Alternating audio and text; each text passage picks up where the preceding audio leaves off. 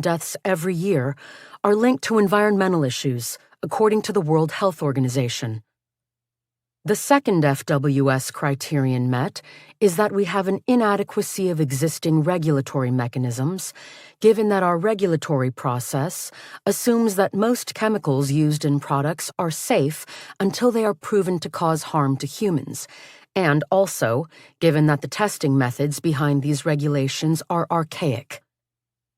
And the third FSW standard we're meeting is that there are other man-made factors affecting our continued existence, including sharp increases in global temperatures. Presumably, you're familiar with the list of problems arising from climate change. What you may not know: it's suspected that global warming also contributes to decreasing sperm counts. In one study of semen quality in 4 European cities, sperm counts were 40% lower in the summer than in the winter. This much is clear. Already, many populations aren't replacing themselves, sex ratios are changing, and marriage rates are going down, which creates a potential recipe for social and economic discordance, the likes of which we've never seen. As climate change and environmental pollution persist, the ratio of male to female babies that are born will likely decrease further, and the proportion of adults over age 65 will continue to overshadow the under 15 crowd. It's hard to know what the future will look like for societies around the world. Part 4. What we can do about this. 11. A personal protection plan. Cleaning up our harmful habits. American entrepreneur and motivational speaker Jim Rohn famously advised, "Take care of your body. It's the only place you have to live." That's absolutely true, of course, and only you can give your body the care it needs, from both the inside and the outside. As you've seen, lifestyle practices can affect reproductive health and functionality for both men and women, for better or worse. Some of the negative effects are reversible, others aren't, and the worst offenders are sometimes different for men and women. If women want to have a baby, they are often told, "Clean up your act," but it's probably even more important for men to do so. For example, if you're a man, it's wise to steer clear of the hot tub, steam room, or sauna after your gym workouts, especially if you're trying to conceive, since exposure to intense heat can take a toll on sperm count and quality. This effect is often reversible if men start avoiding these hot environments. In some instances, women can also restore some of their reproductive health and functionality that was taken away by harmful habits. But if a woman's unhealthy lifestyle habits have gone so far as to harm her eggs, the damage is done and cannot be reversed. Given what you read in Chapter 6, you might think you need to start leading a monk-like existence for the sake of your reproductive health and fertility, but there's no need to take clean living to such an extreme. If you lead a generally wholesome lifestyle, you'll help safeguard your fertility and reproductive health over time. The good news is, when it comes to lifestyle factors, an easy rule is what's good for your heart, mind, and immune system is also beneficial for your reproductive capacities. Fortunately, the health protective strategies that are widely recommended for your overall health will also help protect your reproductive health. While it can be challenging to improve your eating and exercise habits, particularly when life is hectic, do your best to follow these guidelines without letting perfect become the enemy of good.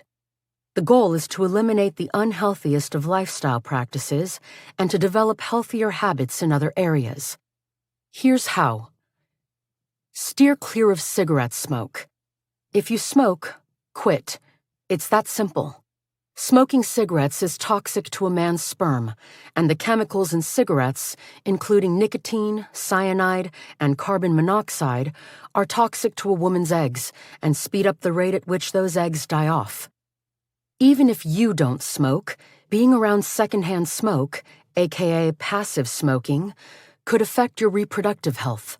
This is especially true for women. So if someone in your household smokes, urge that person to quit or at least ban smoking inside your home. Strive to maintain a healthy weight. That means a body mass index, BMI, between 20 and 25. As you've read, being substantially overweight or underweight has a negative effect on sperm quality, with obesity, a BMI of 30 or higher, being even more detrimental given its associations with lower sperm count, concentration, and volume, decreased sperm motility, and a higher incidence of shape abnormalities.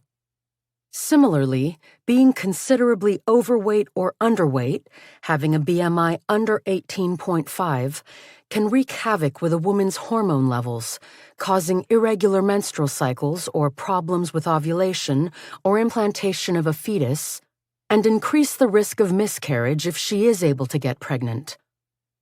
If you're overweight or obese, make an effort to slim down by reducing your food, calorie intake, and increasing your calorie expenditure through exercise. Taking these steps to shed excess weight can make a difference if you're trying to get pregnant. Study after study has found that when overweight or obese women who are seeking fertility treatment adhere to a reduced calorie diet and regular aerobic exercise, their pregnancy prospects can improve, in one study by 59%. Similarly, if underweight women gain weight or cut back on excessive exercise, in some cases their menstrual cycles may normalize, which will enhance their reproductive health. Upgrade your diet.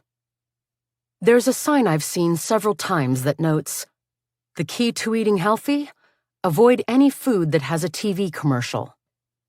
It's sound advice because foods that aren't usually advertised on TV, such as apples and broccoli, or that don't have ingredients lists, are generally more nutritious, and hence better for your overall health, than are packaged foods. There's the added benefit of avoiding chemicals that are inherent in the packaging, as you'll see in the next chapter. People often want to know if there's a fertility-enhancing diet. The answer is, not exactly, but there's one that's close. Women who consume a Mediterranean-style diet, which emphasizes fruits, vegetables, whole grains, legumes, nuts, seeds, potatoes, herbs, spices, fish, seafood, skinless poultry, and extra virgin olive oil, have been found to have a 44% lower chance of having difficulty getting pregnant. Research from the Netherlands found that couples who followed a Mediterranean diet before undergoing IVF/ICSI treatment had a 40% higher likelihood of achieving pregnancy than couples who adhered to other dietary patterns.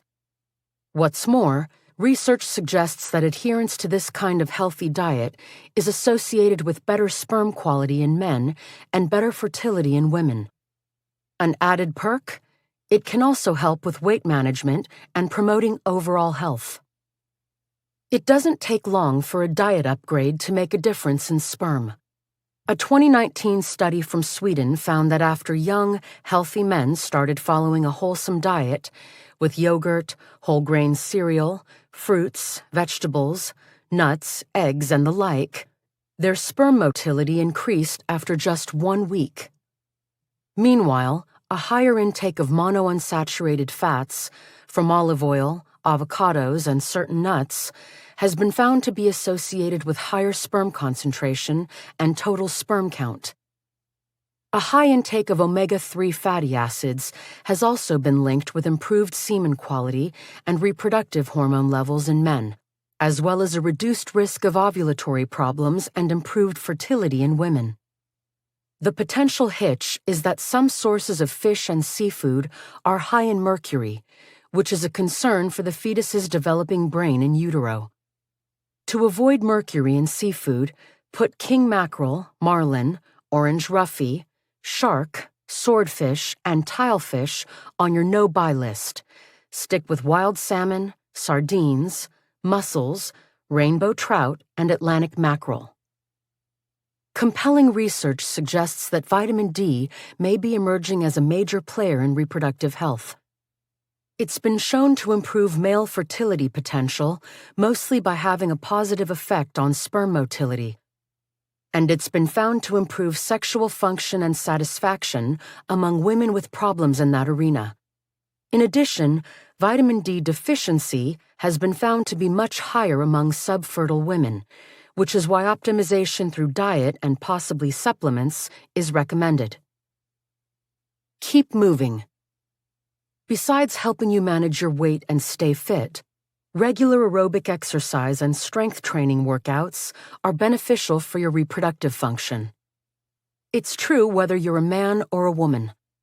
Physical activity is beneficial for the production and virility of sperm, as well as being healthy for the rest of a man's body. In the Rochester Young Men's Study, we found that healthy young men who engaged in regular moderate to vigorous physical activity and watched less TV had higher sperm counts and sperm concentrations than less active men did. The most startling finding?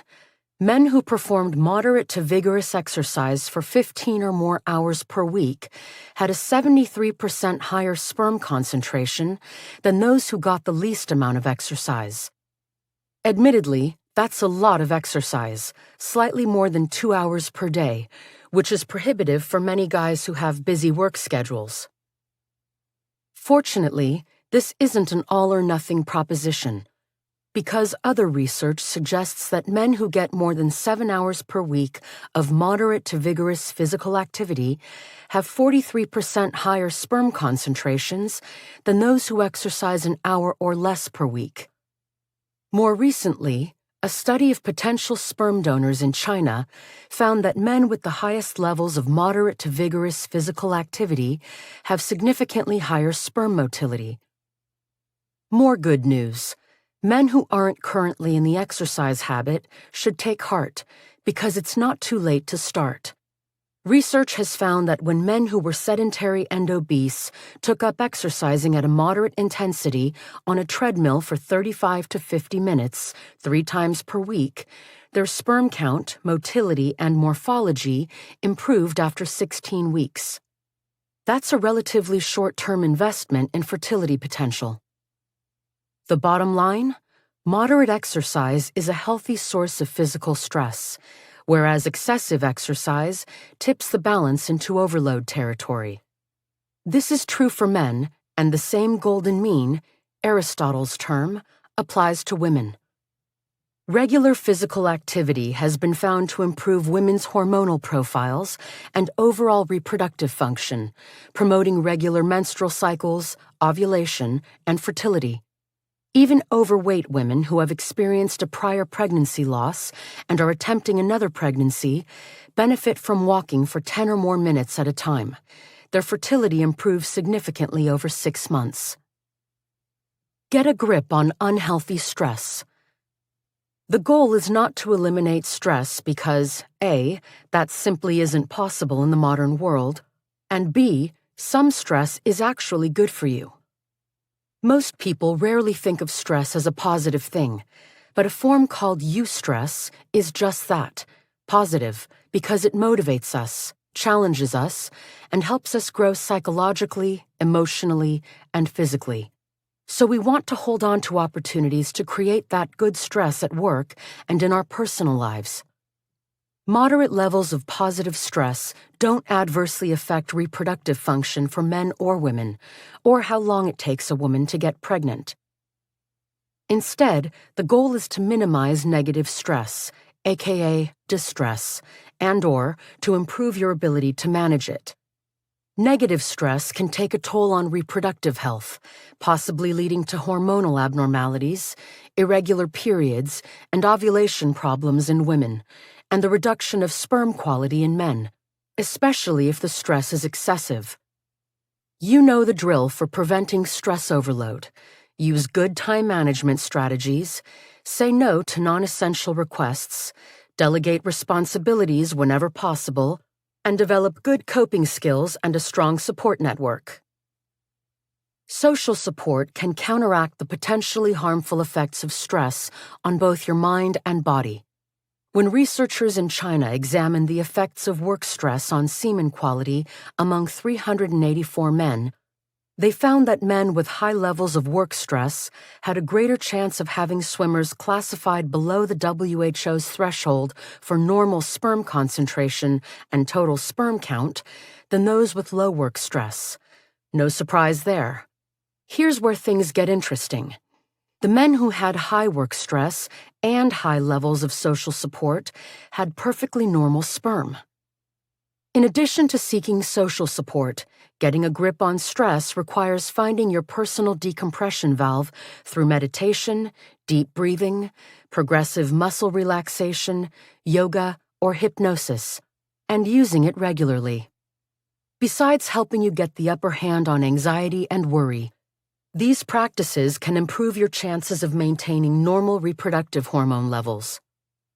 Participating in a mindfulness-based intervention or a cognitive behavioral group program has been found to increase the chances of getting pregnant among women who are struggling with infertility.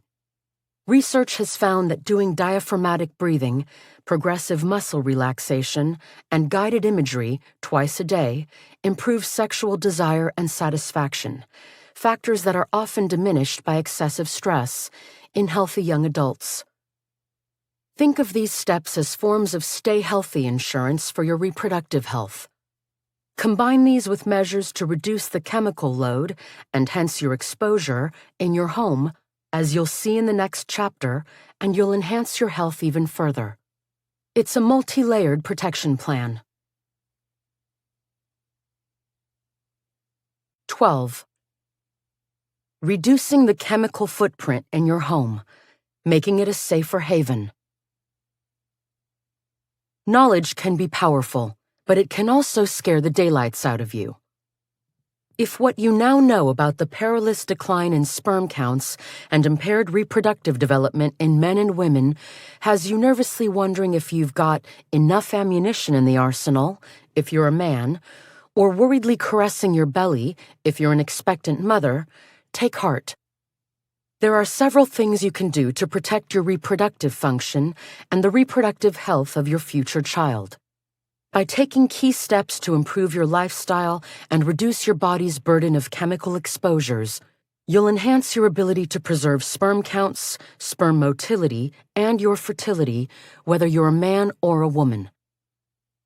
In 2010, I appeared on a 60 Minutes segment called Phthalates, Are They Safe?, in which Leslie Stahl and I walked room to room through a suburban home, and I pointed out where phthalates were likely to be hiding. It was an illuminating experience for her and for viewers, but by focusing on phthalates, we identified only a small percentage of environmental risks. Still, the room-by-room approach seemed useful, so I'm going to use it here to show you where endocrine-disrupting chemicals may be lurking in your home and how you can avoid them. The kitchen. It's often the hub of the home and one of the biggest sources of exposure to phthalates, BPA, and other endocrine-disrupting chemicals. After all, these sneaky chemicals can infiltrate foods and beverages at any point in their journey from farm to fork or from manufacturing plant to cup or bottle. Want proof?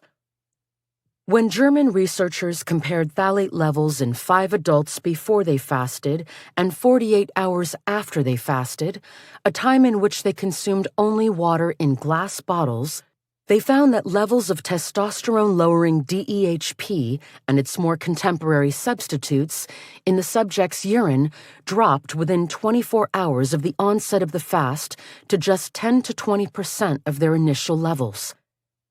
That's how quickly these sneaky chemicals can take up residence inside your body or leave it. To avoid numerous EDCs and other toxic chemicals in the kitchen, take the following steps. Buy organic produce whenever possible. Sometimes it's more expensive, sometimes it's not.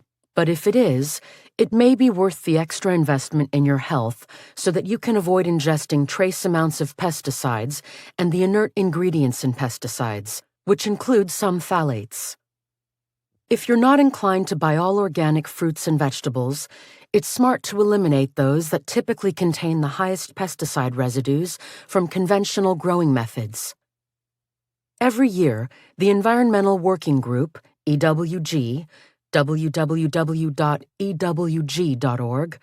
a nonprofit organization dedicated to protecting human health and the environment, releases a list of the fruits and vegetables with the highest and lowest pesticide residues, called the Dirty Dozen and the Clean 15, respectively.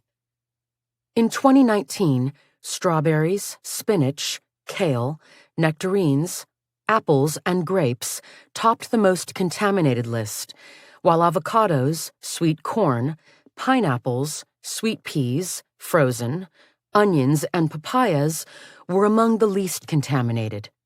Purchase organic fruits and vegetables whenever you can, and when you can't, rinse your produce thoroughly with tap water, then dry it with a clean towel. This will remove most of the residual chemicals. You do not need a special produce wash. A study by researchers at the University of California, Berkeley, found that eating organically grown food for just 1 week significantly reduces the levels of 13 pesticide metabolites in the body. Choose fresh, unprocessed foods. Sticking with fresh foods, particularly fruits, vegetables, nuts and seeds, and fish, will, besides being more nutritious than packaged foods, help you reduce your exposure to chemicals. During processing, packaged foods come in contact with phthalates, such as DEHP and DBP, or BPA in the plastic or lining of cans, and because these chemicals aren't bound to the packaging material, they can leach into the food. Even if the label says BPA-free or phthalate-free, it may contain substitutes such as BPS and BPF for BPA or phthalate substitutes that may be as toxic as the chemicals they're replacing. It's best to try to use fewer canned and packaged foods in general. Avoid contaminants in animal products. It's no secret that some commercially raised animals, particularly cattle and sheep, are fed hormones such as testosterone or estrogen to promote their growth, or antibiotics to prevent diseases. The extent to which these hormones and drugs may affect human health when animal-based foods, including dairy products, are consumed is still hotly debated. But if you want to be on the safe side, you can look for those labeled with the USDA organic seal, which signifies that these animals have eaten only organically grown feed without animal byproducts and weren't treated with synthetic hormones or antibiotics. Similarly, the phrases raised without antibiotics, raised without added hormones, or no synthetic hormones mean the animal received no antibiotics or hormones during its lifetime. Reconsider your food storage containers. Phthalates and BPA are used in the manufacture of many food and beverage containers. You're exposed to these endocrine-disrupting chemicals when they seep into your foods or drinks, or they're released when these containers are heated in the microwave. Plastic containers that contain phthalates have the number 3 and V, or PVC, in the recycling symbol. BPA is still used in many water bottles and plastic containers, and in the epoxy resins that protect canned foods from contamination. For food storage, your best bet is to use glass, metal, or ceramic containers with tops or aluminum foil. If you do opt for plastic containers, use this rhyme to help you remember which recycling codes are safer and which aren't. 4, 5, 1, and 2, all the rest are bad for you. Ban plastic from the microwave. If you want to reheat food, don't do it in a plastic container in the microwave.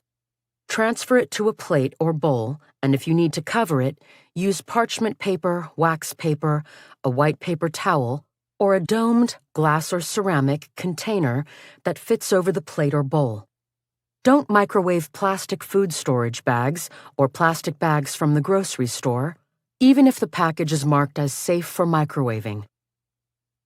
Prepare meals at home as often as possible. Believe it or not, frequently dining out or getting takeout is associated with higher levels of phthalates in the body. thanks to food packaging materials or food handling gloves that are used. One study found that teenagers who ate out a lot had 55% higher levels of androgen-disrupting chemicals than their peers who only consumed food at home. Opt for home-cooked or home-assembled meals when you can. Upgrade your cookware.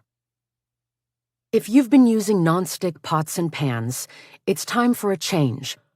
Nonstick cookware is made with PFOA, perfluorooctanoic acid compounds, or Teflon, a brand name for the chemical polytetrafluoroethylene. Sure, using nonstick cookware makes cleanup easier, but cooking on a heated nonstick surface gives endocrine-disrupting chemicals ample opportunity to seep into your food. If you do continue using your nonstick cookware, only use it for short periods of time at medium-low heat and discard the pot or pan if the surface becomes scratched or starts to give off flakes. In my home, we have switched to cast iron pots and pans, which we love. Stainless steel is another good alternative. Filter your drinking water. Even if you like the taste of your tap water and trust your water supplier, it's a good idea to buy a water filter for your home or fridge, and remember to change it regularly. As you've seen, numerous industrial and agricultural chemicals can seep into the water supply, and so can pharmaceuticals, which aren't even monitored by your water supplier. So you really don't know the full extent of what you're drinking, and drinking bottled water isn't the solution because it comes in plastic. Invest in a water treatment system for your household, whether it's an inexpensive glass, not plastic, pitcher that you fill manually, an under-the-sink activated charcoal or reverse osmosis filtration system, or a whole-house carbon filter that will remove contaminants from all the water that comes into your home. Consult NSF International, www.nsf.org, for more water filtration system information. If you want a portable water bottle, get a glass or stainless steel one. Clean up your cleaning products. Carpet shampoo, all-purpose household cleaners, window and wood cleaning products, disinfectants, stain removers, and most other cleaning products contain potent toxins and EDCs. Go through your arsenal of household cleaning products and get rid of those that feature words such as danger, warning, poison, or fatal on the label. Replace them with products that have ingredients you can identify. Here again, the Environmental Working Group is a helpful resource. http://www.ewg.org/guides/top_products. Or you can make your own cleaning products using water, vinegar, baking soda, or essential oils. You can find DIY cleaner recipes online. The bathroom. After the kitchen, the bathroom may present the biggest opportunity in your home for exposure to EDCs and other potentially harmful chemicals. This is largely because of the cosmetics and other personal care products we use, but other issues come into play as well. Unfortunately, the cosmetic and beauty industry is poorly regulated, and many companies have label language or brand names that suggest the products are pure, natural, fresh, or otherwise wholesome. But these terms mean literally nothing from a legal or regulatory standpoint. This is especially true because the Food and Drug Administration, FDA, has far less authority over the cosmetics industry than it does the drug industry, and neither the FDA nor any other government body approves or regulates cosmetic products before they hit store shelves. Instead, cosmetic companies are responsible for substantiating the safety of their products and making sure they're labeled properly before they come on the market. All of which means the onus is on consumers to make smart, safe, or at least less harmful choices. To avoid numerous EDCs and other toxic chemicals in your bathrooms, take the following steps. Pay attention to the labels on personal care products. Sometimes what you'll see is pure marketing speak, but some phrases can be meaningful. Products that carry the USDA organic seal, for example, must contain at least 95% organically produced ingredients, meaning they've been grown without conventional pesticides, herbicides, petroleum-based fertilizers, or genetically modified organisms. The 100% organic label indicates that a product only contains organically produced ingredients. Sometimes what a product doesn't contain is trumpeted just as loudly, and this can be worth noting. Some examples: fragrance-free means no perfumes or fragrances have been added to the cosmetic or toiletry. Instead, essential oils or botanical extracts that have scents may have been used to mask the smell of the basic ingredients. Similarly, paraben-free and phthalate-free indicate that these chemicals aren't in the product. Avoid cleansers and skincare products that are labeled antibacterial. Regular soap and water are all you need to get clean. Remember, too, a personal care product that's supposedly free of these bad actors can lose its integrity, its phthalate-free and BPA-free status, if it's in a plastic jar or bottle, so choose products in glass whenever possible. Scan product ingredients lists. Admittedly, it may feel as though you need a chemistry degree to decipher what's in the products you're slathering on your skin, hair, or body. But you can make a modicum of sense of their ingredients lists. In particular, avoid products that contain the following EDCs or other harmful chemicals: triclosan, often in liquid soap and toothpaste, dibutyl phthalate, or DBP, in hairspray and nail products, and parabens such as methyl, ethyl, propyl, isopropyl, butyl, and isobutyl paraben, preservatives found in shampoos, conditioners, facial and skin cleansers, moisturizers, deodorants, sunscreens, toothpastes, and makeup. To closely vet the personal care products you like, check out the Environmental Working Group's Skin Deep database for details. Taking these selective steps can make a difference. A study found that when teenage girls switched to using personal care products that were labeled as free of phthalates, parabens, triclosan, and benzophenone 3, an organic compound often found in sunscreens, their urinary concentrations of these potentially endocrine-disrupting chemicals decreased by 27 to 44% in just 3 days. Dispose of unused medications properly. Don't flush them down the toilet. Instead, mix them with coffee grounds or kitty litter, put them in a sealed plastic bag, and place it in the trash. An even better approach is to participate in a take-back program. Check the Drug Enforcement Administration's National Prescription Drug Take-Back Initiative's website, https://www.deadovg.us.doj.gov/drug_take-back/ for twice-per-year collection dates and locations near you. At other times of the year, you may be able to find an independent pharmacy in your area that disposes of medications through the Dispose My Meds program, https://disposemymeds.org/. Ditch the vinyl shower curtain. You know that new shower curtain smell that comes with a fresh vinyl curtain or liner? It's a result of chemical off-gassing, a release of volatile organic compounds and phthalates into the air. It's not good for you, so choose an eco-friendly option made from cotton, linen, or hemp instead. Banish air fresheners. Whether you've been using a plug-in product, a wick, or a spray air freshener, stop. All of these contain phthalates and other potentially harmful chemicals.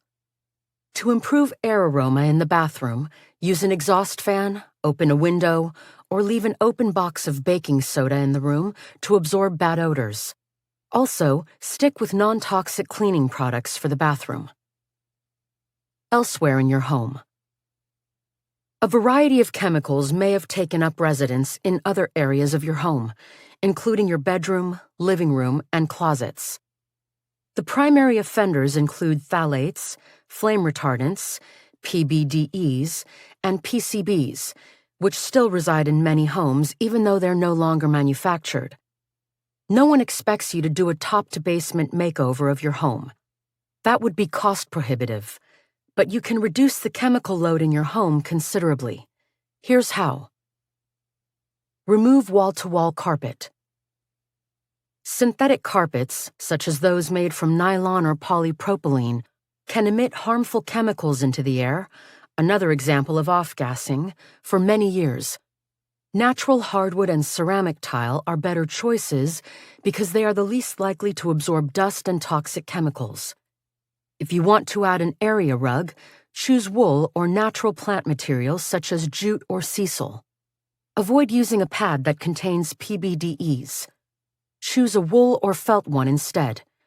Also, steer clear of carpets or pads that have had water or stain-proofing treatments, which add harmful chemicals to the equation. Vacuum all carpets thoroughly using a machine with a HEPA filter at least once a week. Prevent dust buildup. Besides being an allergen and an unsightly nuisance, household dust can absorb and become a repository for toxic chemicals. There's no need to become an obsessive neat freak, but it's wise to elevate your dusting efforts, in particular, because household dust contains toxic chemicals from products in your home. A 2017 study found that 45 potentially harmful chemicals, including phthalates, phenols, replacement flame retardants, and perfluoroalkyl substances, PFASs, were found in dust in 90% of households sampled throughout the United States. So use a damp mop on wood or ceramic floors. Wipe furniture, windowsills, doorway moldings, and ceiling fans with a microfiber or damp cotton cloth because they hold dust particles better than others, or dry ones do. Dust electronic equipment, including TVs, frequently because they're a common source of flame retardants. Open the windows and doors while you're cleaning, and wash your hands thoroughly after dusting and cleaning. Upgrade your replacement purchases. If you're in the market for a new stereo or media system, choose electronics without PBDEs or other brominated flame retardants. If you're ready to buy a new couch, comfy chair, or mattress, choose those that are free of flame retardant chemicals, toxic adhesives, such as those containing formaldehyde, or plastics. If you can't replace older foam products that have ripped covers, consider getting a cotton or linen slip cover to keep the surface intact. Choose natural wood tables and cabinets that are made without synthetic wood or particle board, and buy an organic cotton mattress pad, not one of the plastic barriers that will release their own chemicals into the air. Leave your shoes at the door. Besides tracking in dirt from outside, the soles of your shoes can bring in not only germs, but also heavy metals from soil and pesticide residues. Research has found that people and pets can bring weed killers and other pesticides that have been applied to lawns into homes up to a week after treatment. Consider having a dedicated pair of indoor shoes or slippers, and wipe off your pet's paws when he or she comes inside. Clean out your closets. Get rid of mothballs, which contain the toxic chemicals naphthalene or paradichlorobenzene. To protect your clothes from moths, use cedar chips or blocks or lavender sachets in your closet. If possible, choose green dry cleaning services or ones that use liquid carbon dioxide or wet cleaning methods. Otherwise, air out dry cleaned clothes by removing the plastic and letting them hang for a day in your garage or on a porch before putting them in your closet. Say no to plastic bags. Invest in reusable cloth or canvas bags of various sizes and carry them with you or keep them in your car for shopping. Wash these regularly to keep them clean. The playroom. If you have young kids, be aware that toxic chemicals can be present in toys and other children's products. Even though several phthalates are banned in concentrations above 0.1% in children's toys and teething devices in the United States and the European Union, toys that are imported from other parts of the world often contain them.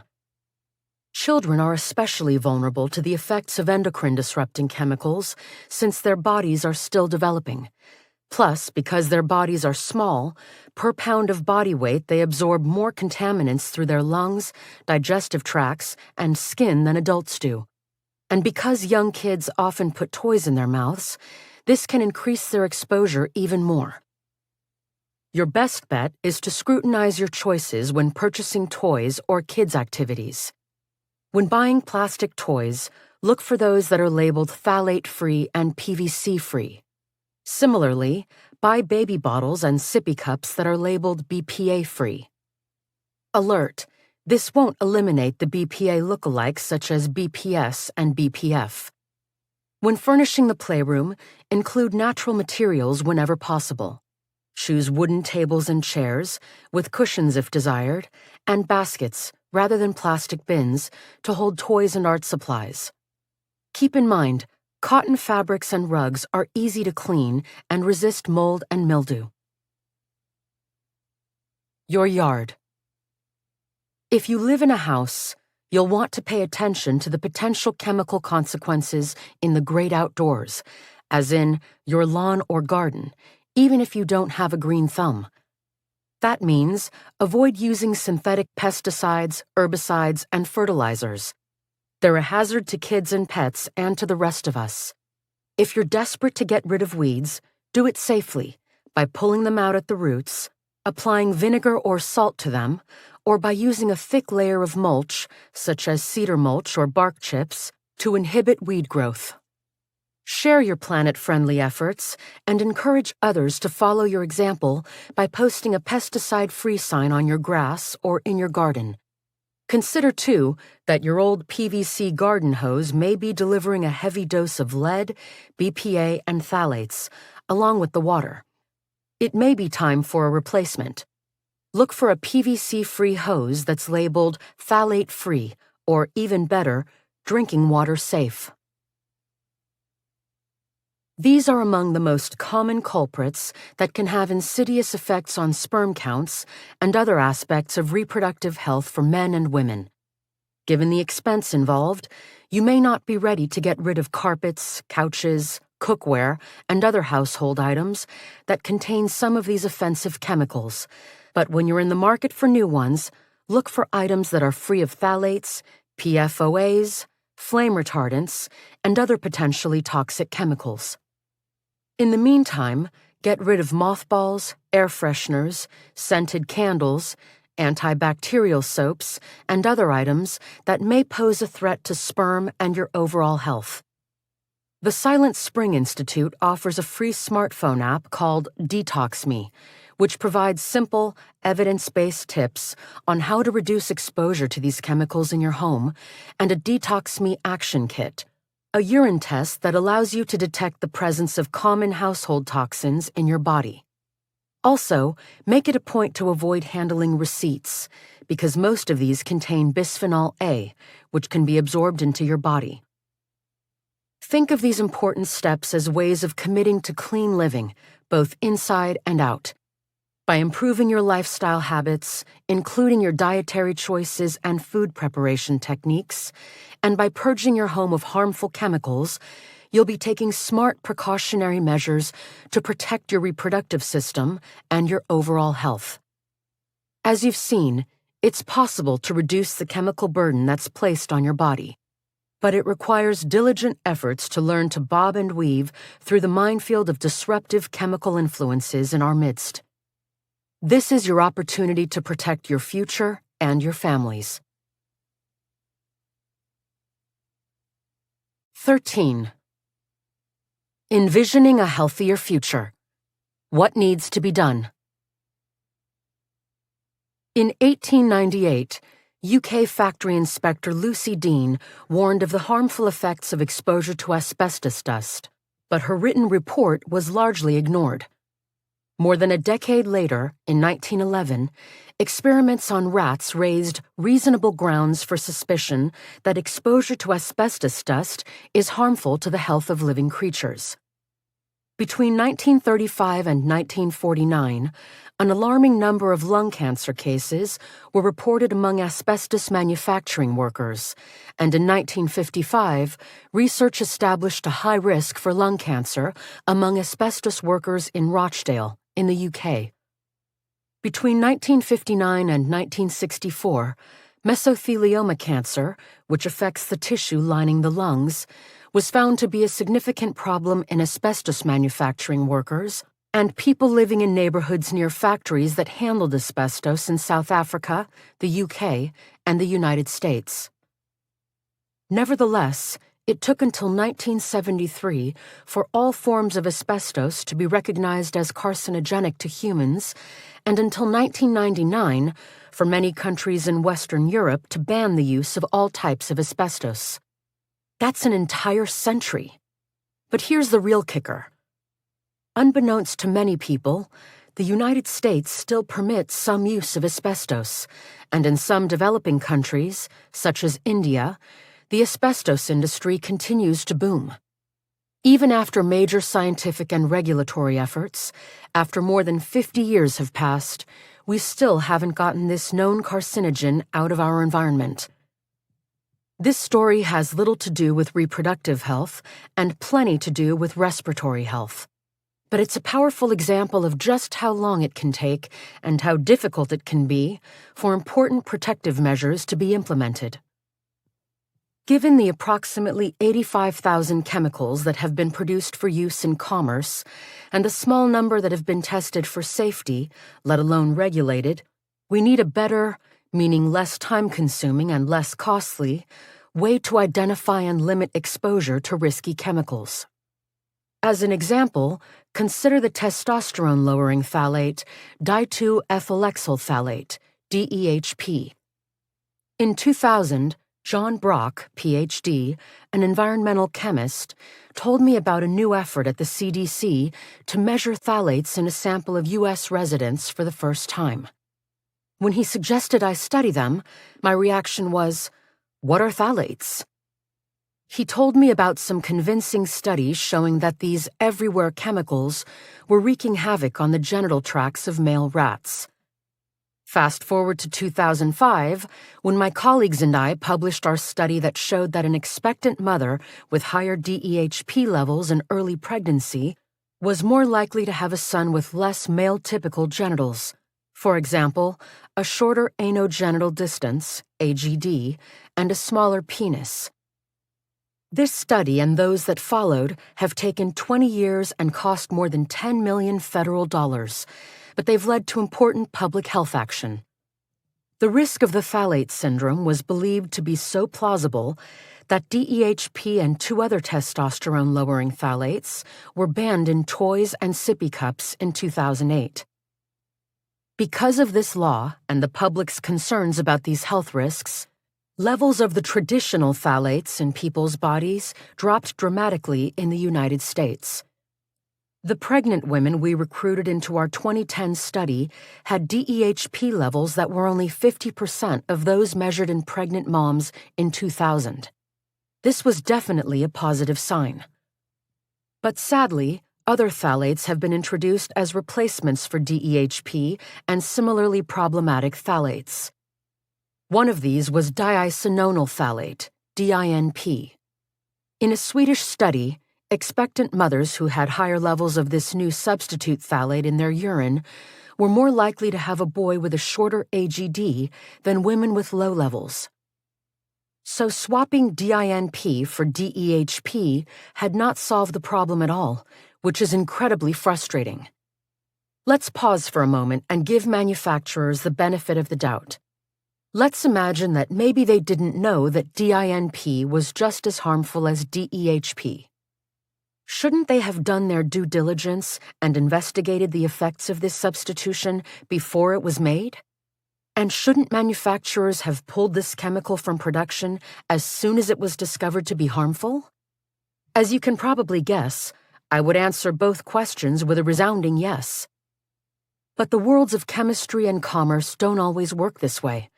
So far, this issue has been a victim of the politics of inattention, in which manufacturers have largely shirked responsibility for ensuring the safety of the chemicals in their products, and our regulatory system has allowed this to happen. As you undoubtedly know, some people profoundly distrust the safety of vaccines or fluoride in the water supply. I keep wondering, where are the people who are upset about the presence of harmful EDCs in everyday products? Where is the outrage on this issue? Frankly, I continue to be astonished that more public health experts and regular citizens aren't more upset about these harmful substances. It would undoubtedly help if they were, because several things need to be done to significantly lessen the planetary burden of EDCs and make our future healthier. We need to design safer chemicals that don't interfere with the body's endocrine system, and we need to adopt testing methods, including those that will identify detrimental effects of low doses and mixtures of chemicals that will protect us against EDCs. It's essential that regulators stop exempting, grandfathering in, chemicals that have been used for a long time. The goal of regulatory action must shift from damage control after a problem has been identified to anticipating risks before they occur and allowing chemicals to enter the market on that basis. In other words, we need to stop using each other and our unborn children as guinea pigs for EDC exposures. And we need legislation that requires industries and manufacturers to be held accountable for the risks that come from the chemicals they produce and release into the environment. Revamping the regulatory rigmarole. In the United States, changing the regulatory mechanisms, including identifying and banning chemicals that are proven to be dangerous, is an exceedingly onerous process, and considerable harm can occur while regulatory agencies are figuring this out. Still, it's certainly worth the effort to change them because the health, vitality, and longevity of the human race and the planet depend on it. This is one of the reasons why scientists, environmental activists, health experts, and others are increasingly calling for implementation of the precautionary principle in public health and environmental decision-making. The precautionary principle shifts regulatory action from initiating damage control after a problem has been identified to taking anticipatory action before damage can occur. This is what we need to protect public and environmental health. A consensus statement from the 1998 Wingspread Conference, which included treaty negotiators, activists, scholars, and scientists from the United States, Canada, and Europe, summarizes the principle this way. When an activity raises threats of harm to human health or the environment, precautionary measures should be taken even if some cause and effect relationships are not fully established scientifically. A consequence of the precautionary principle is to shift the burden of proof of safety from the public to manufacturers. It also eliminates the need to wait for scientific certainty to take protective or preventive action. In some cases, strong suspicion may be enough to prevent potentially harmful chemicals from being used in everyday products. If we were to apply the precautionary principle to endocrine-disrupting chemicals and other toxic chemicals that are likely culprits in the sperm count decline and the impairment of male and female reproductive development, human beings would face far fewer detrimental exposures on a daily basis. What we really need is for the chemical industry to adopt its own version of the Hippocratic Oath. First, do no harm. In the European Union, a good regulatory model called REACH, short for Registration, Evaluation, Authorization, and Restriction of Chemicals, already exists. With a policy of no data, no market, the REACH regulation places responsibility on industry to manage the risks from chemicals and to provide safety information on the substances. REACH was put in place in 2007 with the goal of providing a high level of protection for human health and the environment from risks that can be posed by chemicals.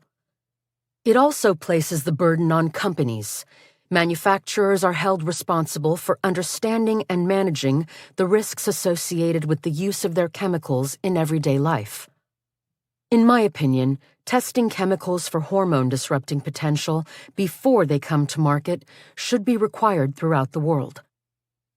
Under REACH, manufacturers and importers are also required to gather information on the properties of their chemical substances and to register the information in a central database that's maintained by the European Chemicals Agency. Though it's moving more slowly than health and environmental groups had hoped, REACH is reducing threats to human health from chemical production in the EU. For example, the REACH dioxin strategy, which has the goal of reducing the presence of dioxins, furans, and PCBs in the environment, has been successful. By 2014, it had achieved a reduction of industrial emissions of these pollutants by about 80%.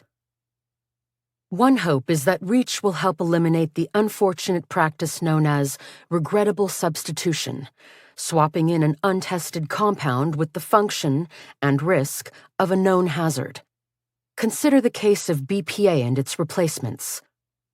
As you've heard, BPA is a chemical that has been used in cash register receipts, polycarbonate water bottles, and the linings of food cans.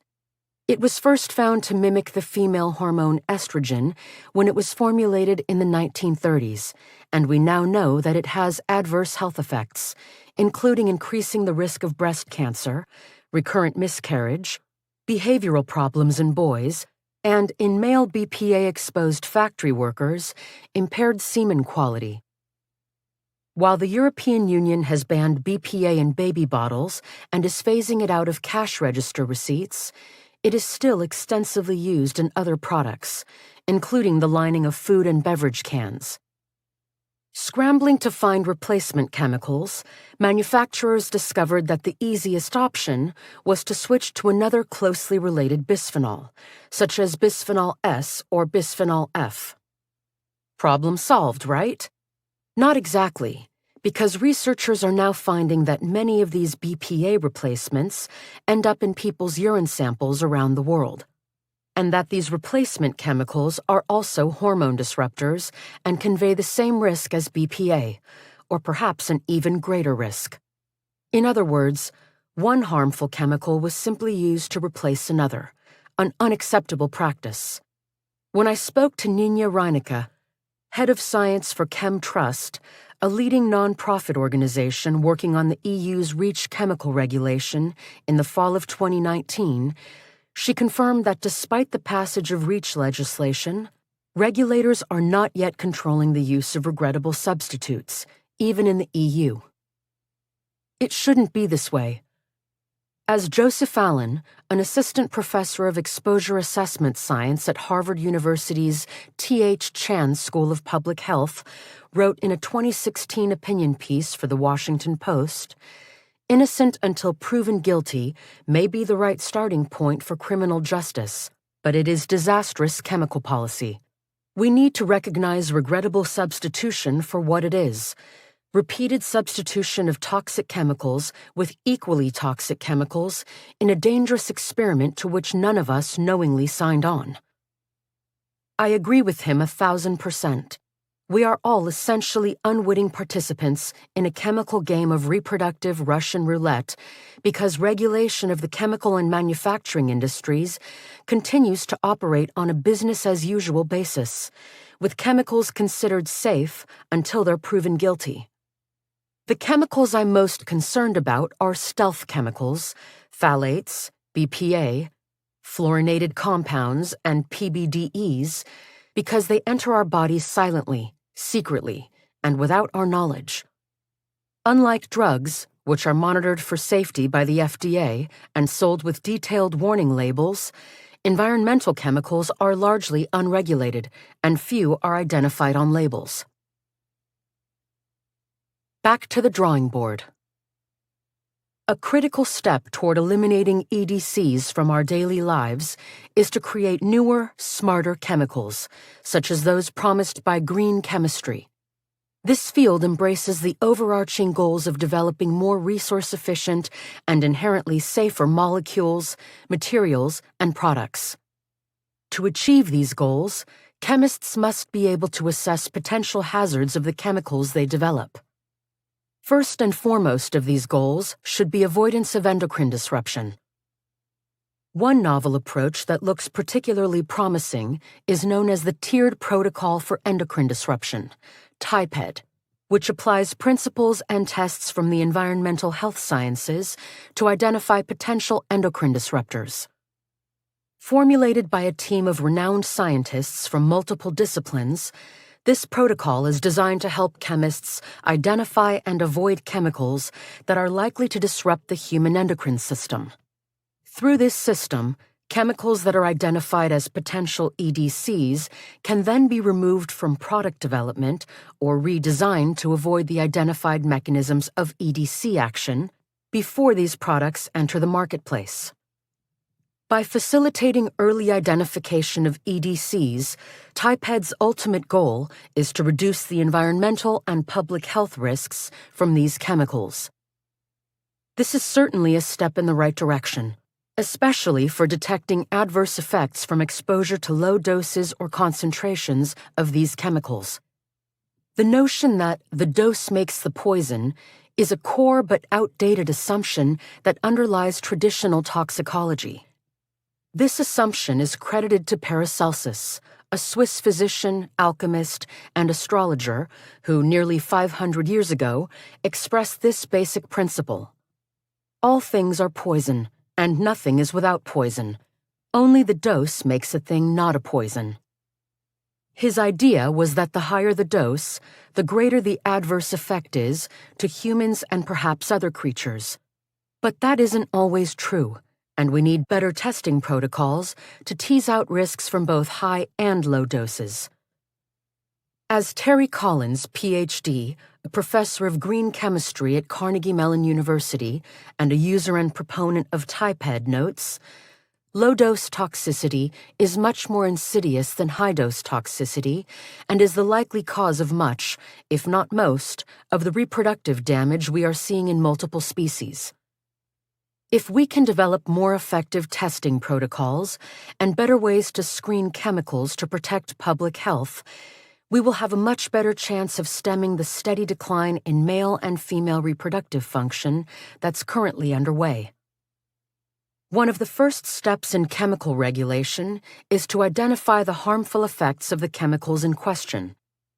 Much of the research showing adverse effects of EDCs and risky exposures to lead and radiation comes from animal studies, as you've heard.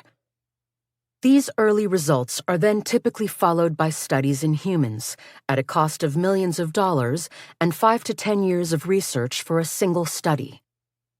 In the future, these studies, with both humans and animals, need to be set up in a fashion that reflect how people are actually exposed to these chemicals in real life, because the harm that's detected varies with the dose or level of a particular chemical, as well as the timing of the exposure and the combinations of exposures. We need to keep it real. Troublesome suppositions and assumptions. The truth is, current testing protocols are not adequate to protect public health because they make unfounded assumptions about the nature of the risk that EDCs, in particular, pose to human health. Following the dose makes the poison principle, current testing begins at a high, toxic dose and continues at lower doses until a dose is identified at which little or no risk is seen. Then, based on Paracelsus's law, it is assumed that lower exposures are safe and therefore not tested or regulated. This principle underlies most regulations in Europe and the United States, and it's intended to protect people from risks from toxic exposures. Everyone assumes that this assumption is correct, but it misses a crucial part of the picture. In some instances, exposure to low doses of certain chemicals could be just as risky or perhaps even riskier than exposure to high doses. This can happen when a particular chemical causes different adverse effects at lower and higher doses. For example, thalidomide is a sedative and hypnotic that was used in Europe in the late 1950s and the 1960s until it was discovered that it caused limb malformations, particularly absent or shortened limbs, and that high doses could cause fetal death. If you were doing a study of limb defects in live-born babies following prenatal thalidomide exposure, and you were to plot a graph showing the risk of limb defects as a function of dose, at a high dose the risk would appear to drop. Why? Because at high doses, many of the most affected fetuses will die, and those that survive will have relatively few limb defects. Obviously, this does not mean the drug isn't harmful to human development. Needless to say, death is a sure sign of toxicity. In fact, evidence from decades of research that combines toxicology, developmental biology, endocrinology, and biochemistry has demonstrated that this law of Paracelsus's cannot be assumed for EDCs. On the contrary, some chemicals, particularly those that behave like hormones, such as the estrogenic compound BPA, may have even more harmful effects at lower doses than at higher ones. If you make a graph charting risk against dose, the graph, according to Paracelsus, would continue to climb as the dose increases. It's an example of a monotonic curve, meaning one that doesn't change direction. But when lower doses are riskier than higher doses, that line climbs with increasing dose up to a certain point and then decreases. Picture an inverted U. These dose-response curves are examples of non-monotonic dose-response, NMDR, curves. A mouthful of a term, but one that's good to know. Think back to the sweet spot for exercise and fertility that you heard about in Chapter 6. As you saw, reproductive fitness increased with an increasing amount and intensity of physical activity, but after a certain point, it started to be a risk for infertility. Not only was there a point of diminishing returns, but also at some point reproductive harm could occur. So if we draw a curve representing how long it took someone to become pregnant, based on how much she exercises, it might look like the letter U. That's another NMDR curve. In a review of 109 studies on the effects of BPA, published between 2007 and 2013, researchers found NMDR curves in more than 30% of the studies. This suggests that current risk assessment methods, in which supposedly safe exposures to low doses are predicted from high-dose exposures, do not protect the public from potentially risky doses of BPA. In such cases, it is incorrect to assume that lower doses are safer than higher doses, yet this assumption continues to underlie regulatory testing for environmental chemicals. Low-dose safety cannot be deduced from high-dose testing of a particular chemical. Treatment of estrogen-dependent breast cancer by the drug tamoxifen is a good example. In studies of breast tumor cells, it was observed that while high therapeutic concentrations of tamoxifen inhibited estrogen-stimulated proliferation of breast cancer cells, lower concentrations of the same drug actually stimulated breast cancer cell growth in cancers that were estrogen-dependent. This is a known phenomenon in cancer therapy, and it's referred to as the tamoxifen flare. In other words, a chemical can cause effects at low doses that don't happen at higher doses of the same chemical, or vice versa. That's why the entire approach to regulatory testing needs to be revamped to protect human health. Beacons of hope. Given the daunting challenges faced by regulators struggling to get testing protocols right, and chemists designing chemicals that are endocrine disruptor-free and fossil fuel independent, it's a wonder that there has been any progress at all.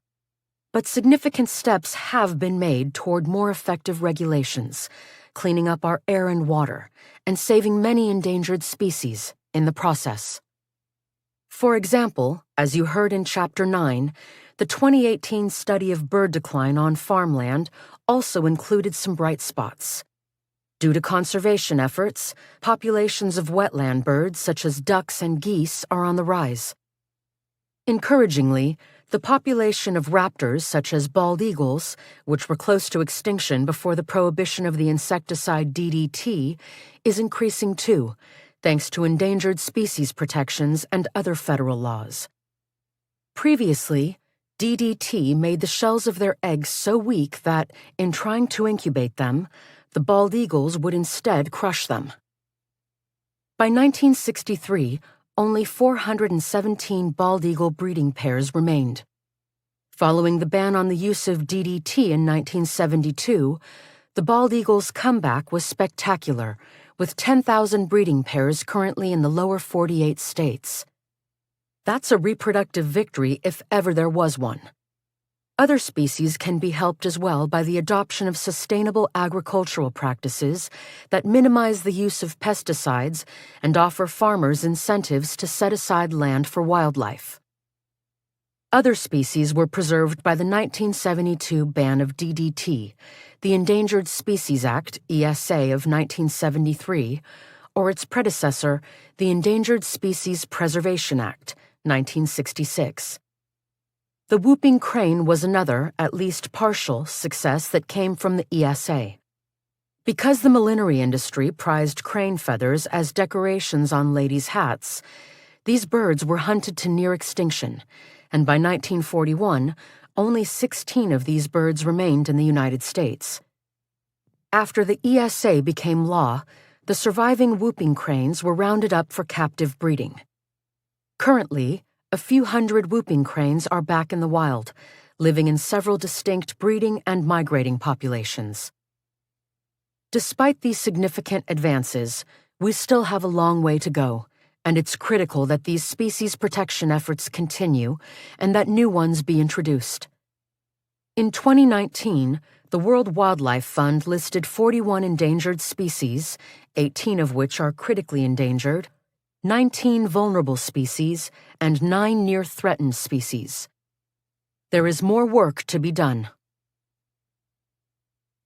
Better chemical regulation. Almost daily, we hear encouraging news about initiatives that effectively decrease environmental pollutants in the United States and abroad. On July 1, 2020, Denmark became the first country to ban PFAS chemicals from food packaging. PFASs are used to repel grease and water in packaging for fatty and moist foods, such as burgers and cakes. This is excellent news because PFASs are among the forever chemicals, so called because they don't break down in the environment. Another example of protective legislation. Hawaii recently passed a law that bans the chemicals oxybenzone and octinoxate in skincare products starting in 2021 because they are damaging to coral reefs, which are crucial to marine and human life. Thanks to legislation such as this, progress is afoot. But again, there's more work to be done. Not many people know of the U.S. Consumer Product Safety Commission, CPSC, a federal agency that was created by Congress in 1972 to protect the public against unreasonable risks of injuries and deaths associated with consumer products.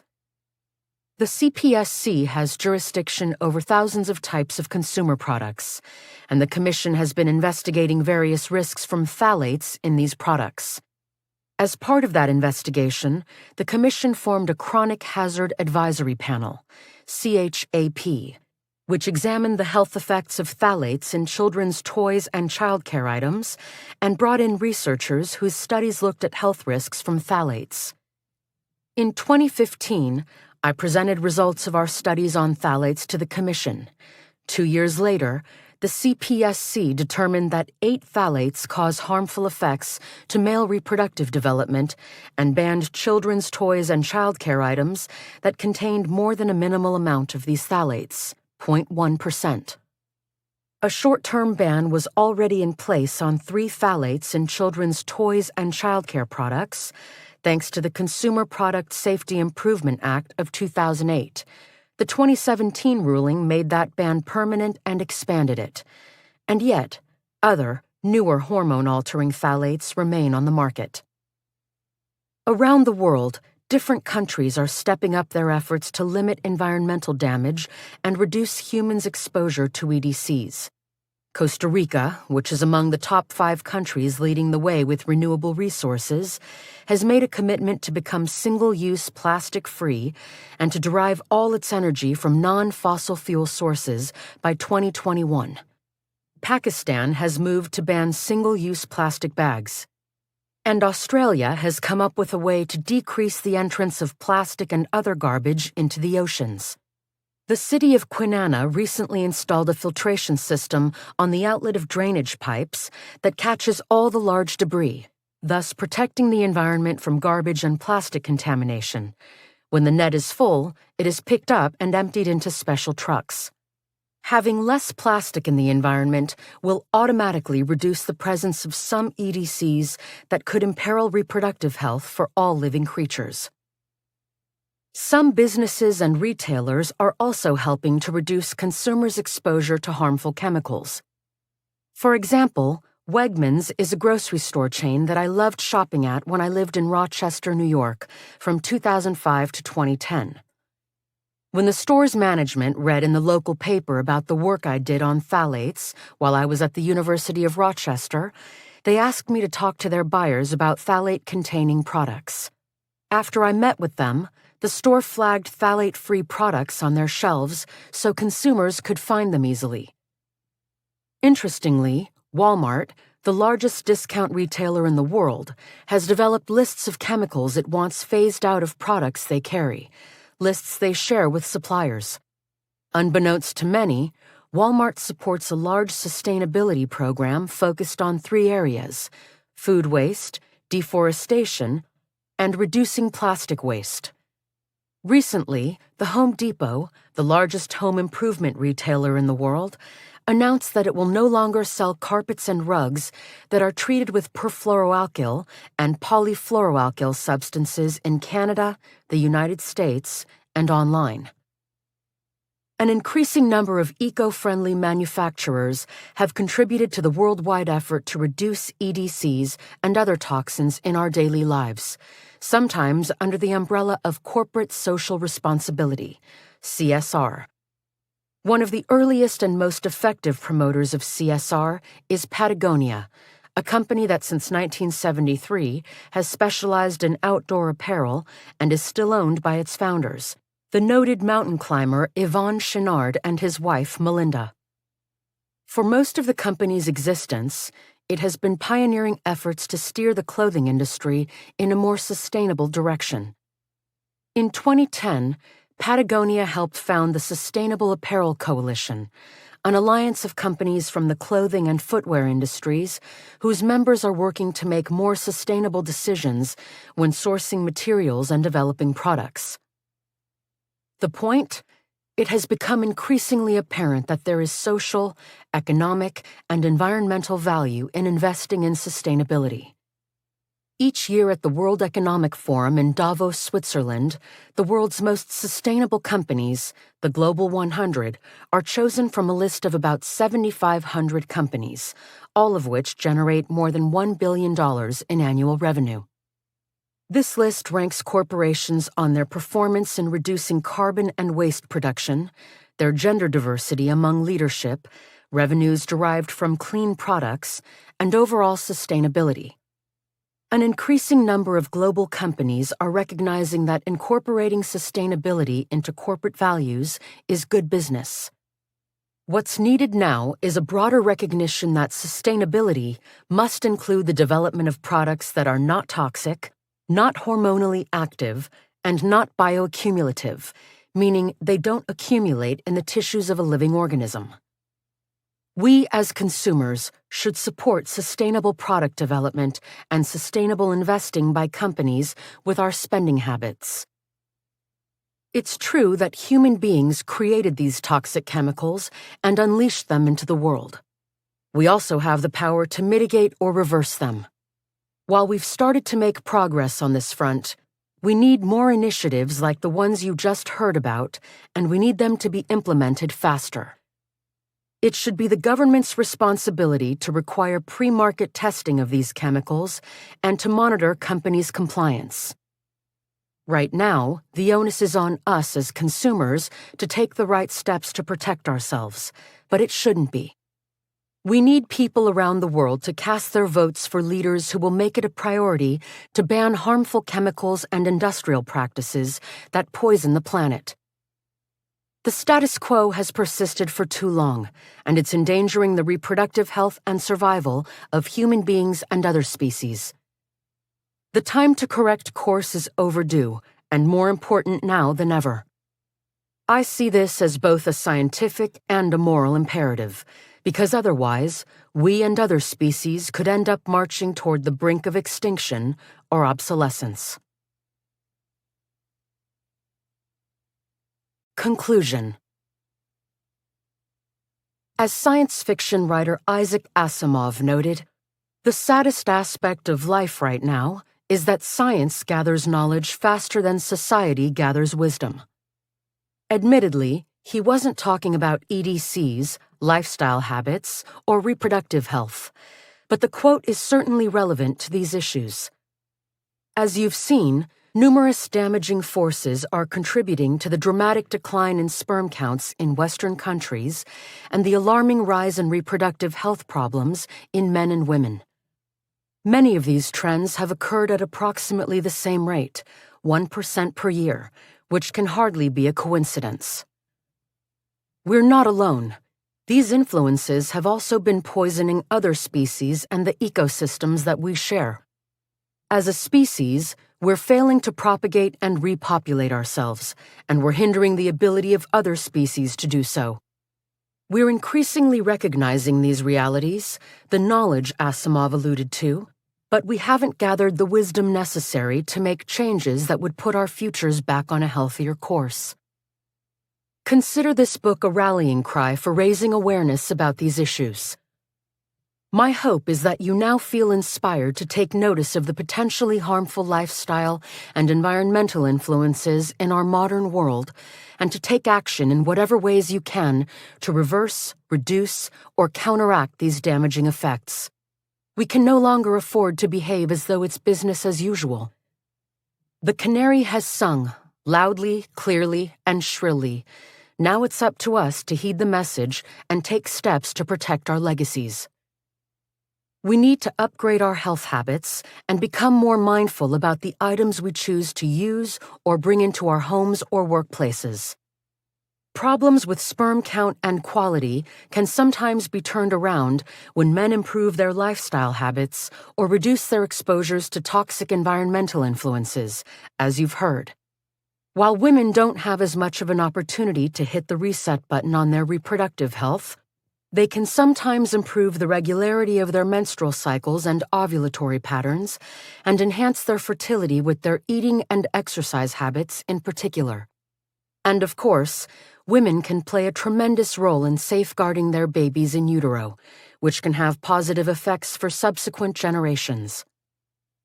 We should also concentrate on cleaning up the messes we've made in various ecosystems.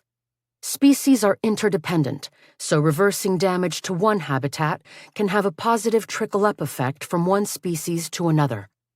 A case in point, in the fall of 2019, a report emerged about coral gardeners slowly restoring Jamaica's undersea rainforests and the dazzling diversity of life they shelter. As the Washington Post reported, after several natural and man-made disasters in the 1980s and 1990s, Jamaica lost 85% of its once bountiful reefs. Meanwhile, fish catches declined to a sixth of what they'd been in the 1950s, pushing families depending on seafood closer to poverty. Now, the coral and various species of tropical fish are gradually reappearing, thanks to the conscientious efforts of humans. As Stuart Sandin, a marine biologist at the Scripps Institution of Oceanography in La Jolla, California, said, "When you give nature a chance, she can repair herself." Personally, I believe the same is true of human beings. It's a mistake to underestimate the power of human ingenuity. Humans are remarkably resilient and resourceful creatures when we set our minds on the right goals.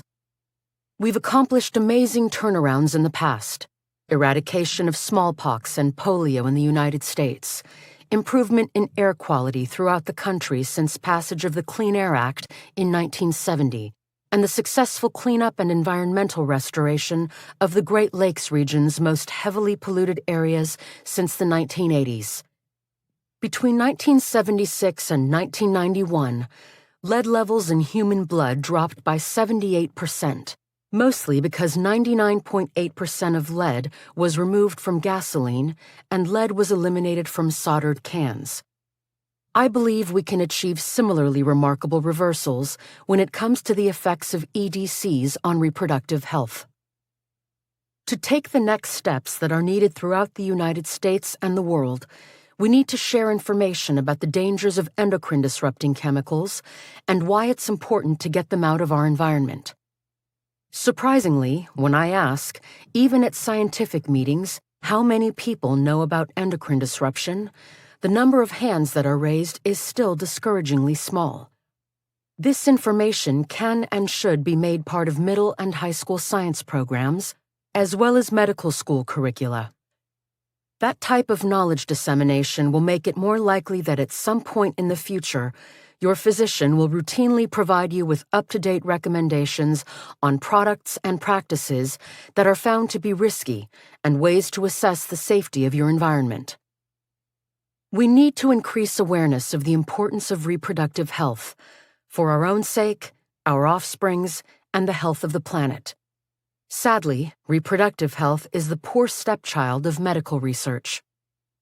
The National Institutes of Health has 27 institutes that fund studies on a wide range of diseases: cancer, diabetes, allergy and infectious disease, dental and craniofacial diseases, and even aging, but not reproduction. The closest the NIH comes is with the National Institute of Child Health and Human Development, which supports research on birth defects and maternal mortality, but not sperm decline. Despite these gaps in research, knowledge, and action, I do think it's possible for us to fix what threatens and endangers human life, and here's why. We've made huge strides in understanding how exposure to everyday products can damage our hormonal systems.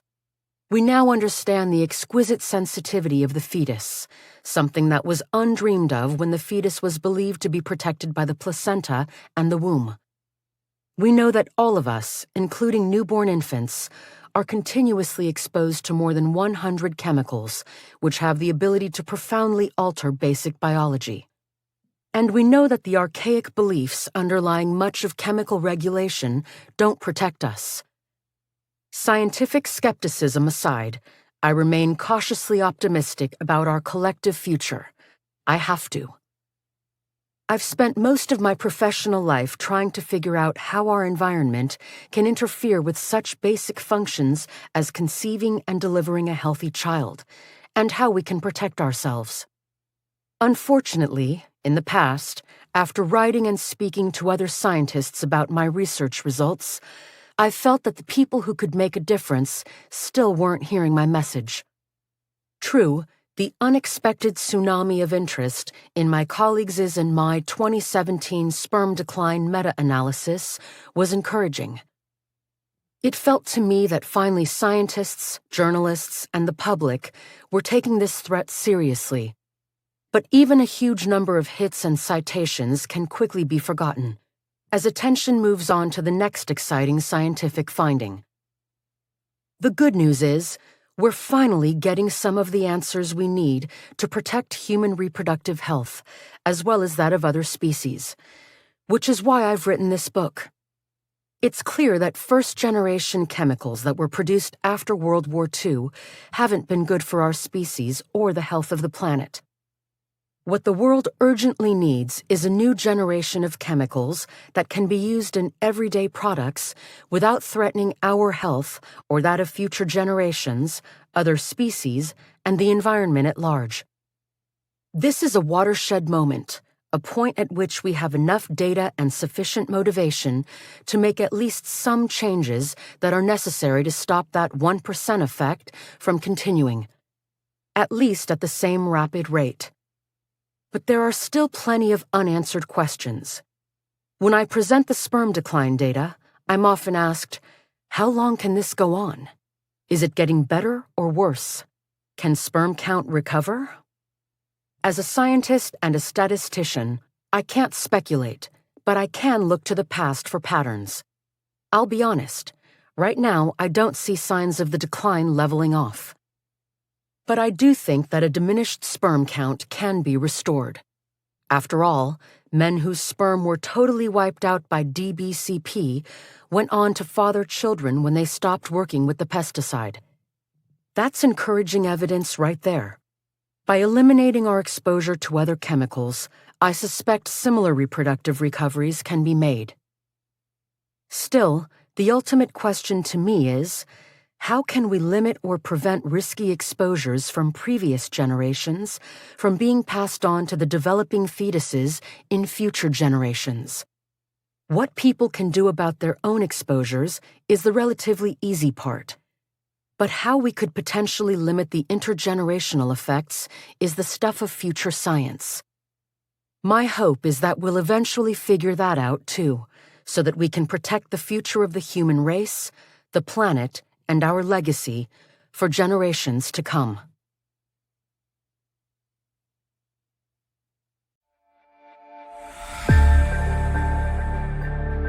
Countdown: How our modern world is threatening sperm counts, altering male and female reproductive development, and imperiling the future of the human race.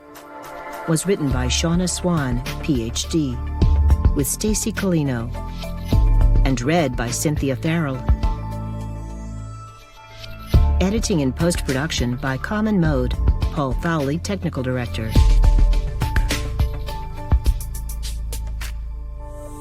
This has been a presentation of Simon & Schuster Audio.